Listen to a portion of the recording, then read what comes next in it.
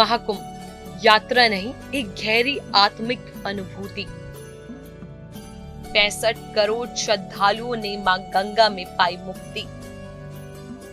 महाकुंभ पवित्रता की खोज, एक अद्भुत यात्रा। गंगा में डुबकी, आत्मा का शुद्धिकरण। महाकुंभ जहां हर विश्वास की मिलती है नई दिशा। आध्यात्मिक शांति का संगम महाकुंभ। महाकुंभ पापों से मुक्ति, आत्मा की शांति। नमस्कार, आप देख रहे हैं जनतंत्र टीवी और आपके साथ मैं चेष्टा नागर। महाकुंभ वह अद्भुत अवसर जब दुनिया भर से लाखों श्रद्धालु एक साथ होते हैं, न केवल शारीरिक रूप से बल्कि आत्मिक रूप से भी पवित्रता की तलाश में। ये वो समय है जब मां गंगा की पवित्र धारा लाखों व्यक्तियों की आस्था और विश्वासों का संगम बन जाती है। महाकुंभ का प्रतीक पल एक नई अनुभूति, एक नई दिशा और जीवन के गहरे रहस्यों को उजागर करने का माध्यम होता है।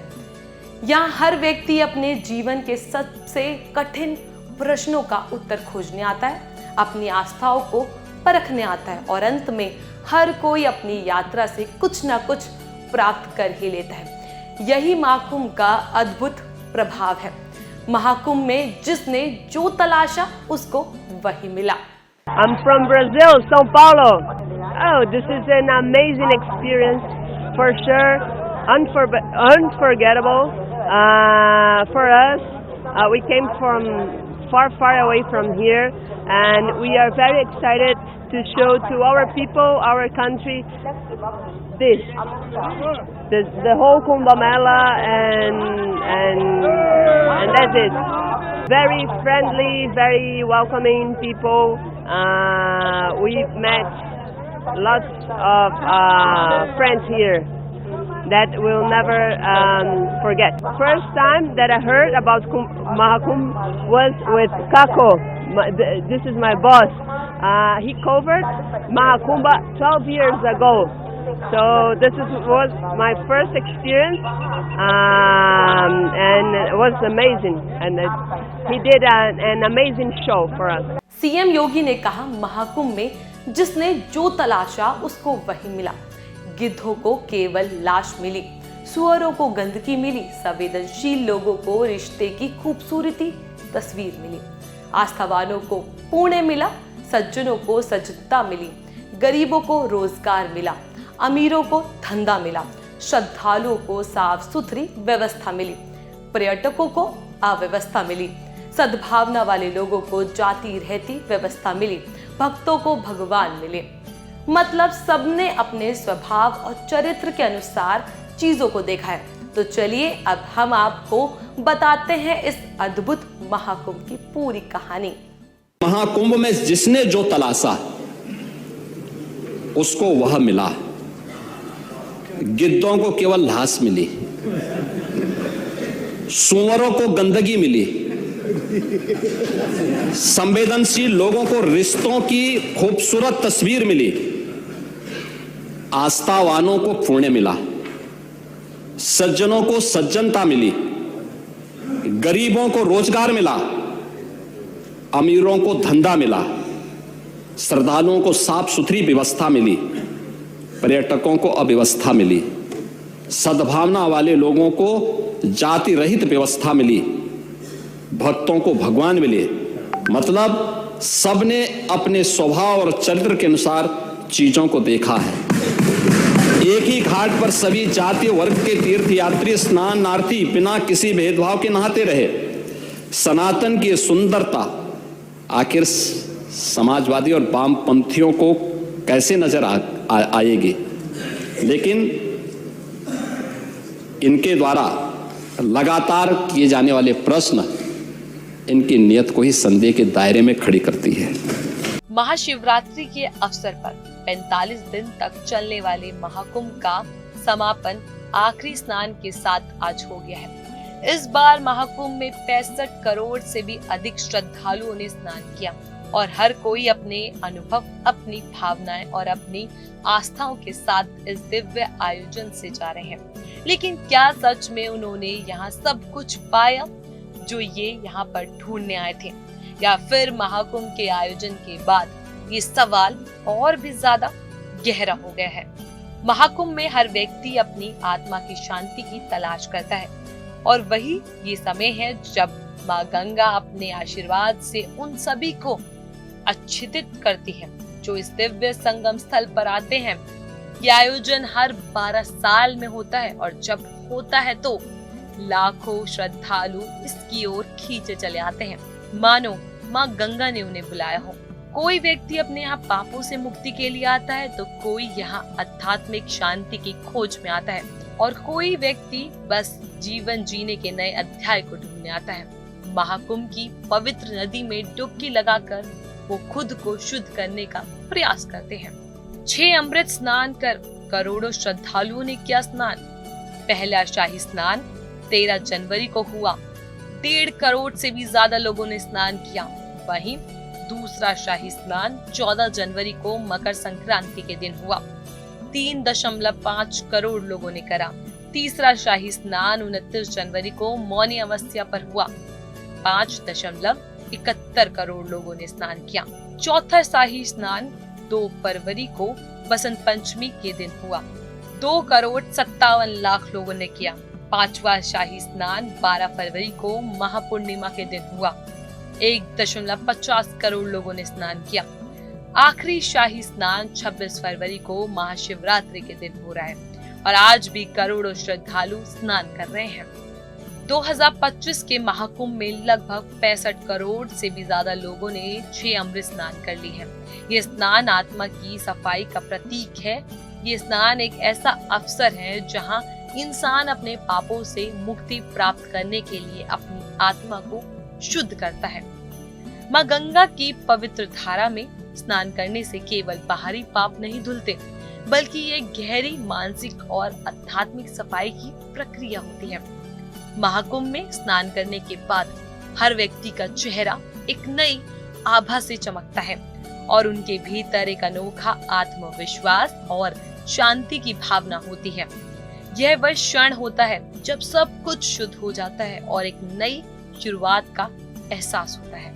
मेरा नाम संजय शर्मा, महल गांव, सिटी सेंटर, ग्वालियर, मध्य प्रदेश। हम लोग ग्वालियर से आए हैं। हम लोग भारत सरकार के केंद्रीय मंत्री श्रीमंत महाराज ज्योतिरादित्य सिंधिया जी के कार्यकर्ता हैं।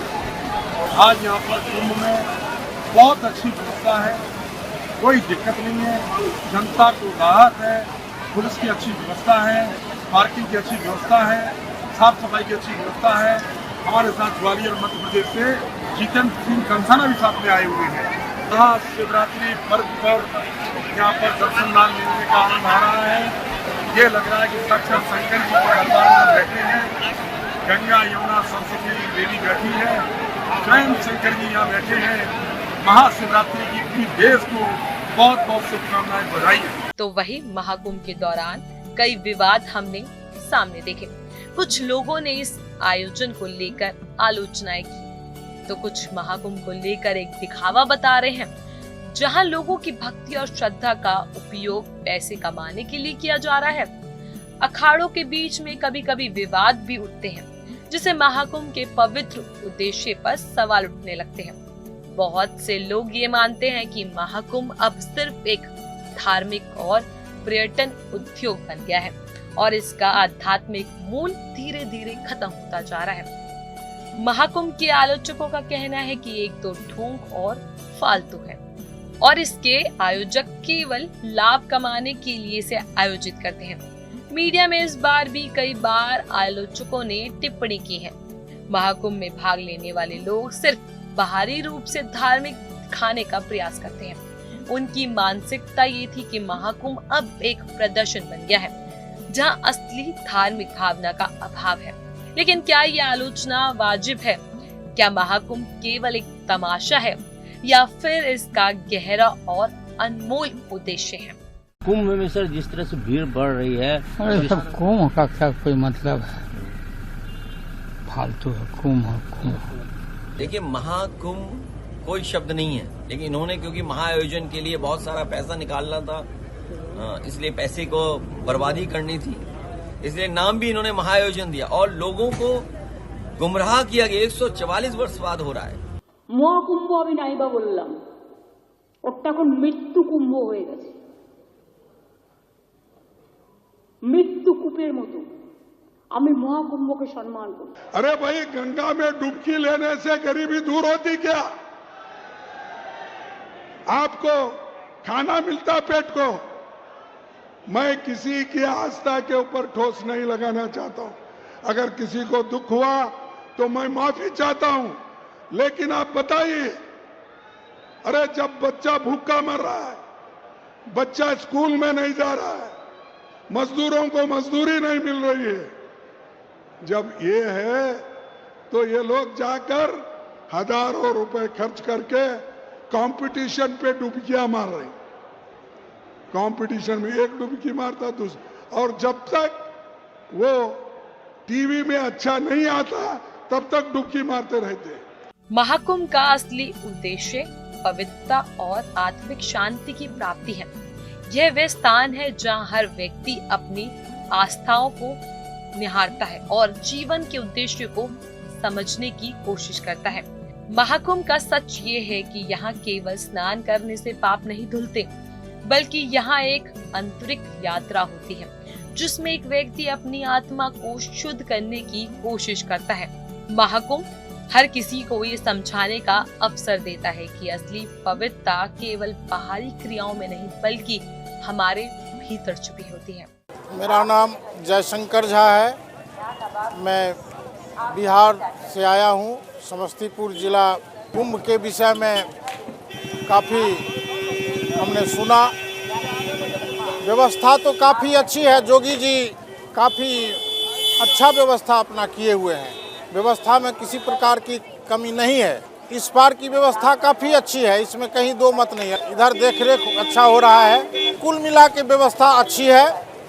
हम काफ़ी प्रसन्न हैं। हम स्नान कर चुके हैं, स्नान करके हम जा रहे हैं। हम यहाँ अपना पितरों का तर्पण भी किए हैं और मुझे बहुत अच्छा लगा। तो वहीं हमने महाकुंभ की धार्मिक आस्था का प्रतीक देखने को मिला। आज इस समय में जब बच्चे अपने माता पिता को वृद्धाश्रम में छोड़ देते हैं तो उनकी देखभाल से मुंह मोड़ लेते हैं, वहीं सुदेश पाल ने अपने कर्तव्य का ऐसा अनुपम उदाहरण प्रस्तुत किया है। हर युवा के लिए प्रेरणा का सूत्र है।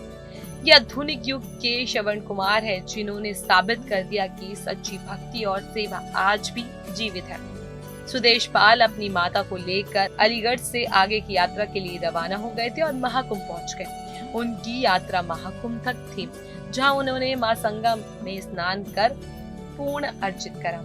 उनकी ये अनोखी यात्रा हर किसी के दिल को छू रही है और ये संदेश दे रही है कि माँ बाप का सम्मान ही सबसे बड़ा धर्म है। हर हर गंगे, ओम नमः शिवाय। महाकुंभ के इस अवसर पर महाशिवरात्रि के दिन हमें यहाँ के बहुत अच्छा लगा। हम राजस्थान किशनगढ़ जिला अजमेर से आए हैं। यहाँ की सरकार की व्यवस्था देख के बहुत अच्छा लगा।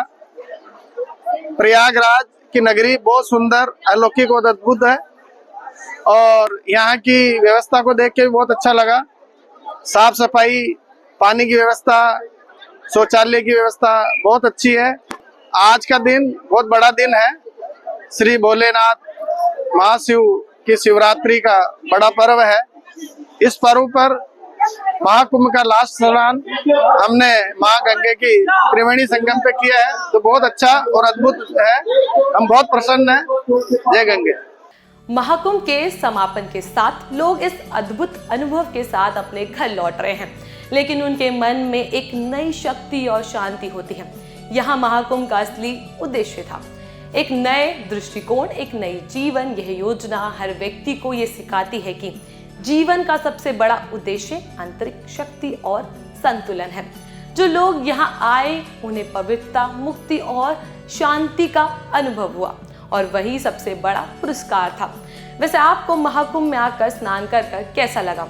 और ऐसी कोई कहानी हो जो आप हमें बताना चाहते हो महाकुंभ से जुड़ी, तो हमें कमेंट सेक्शन में जरूर बताएं। जानकारी अच्छी लगी हो तो उसको लाइक करें, शेयर जरूर करें।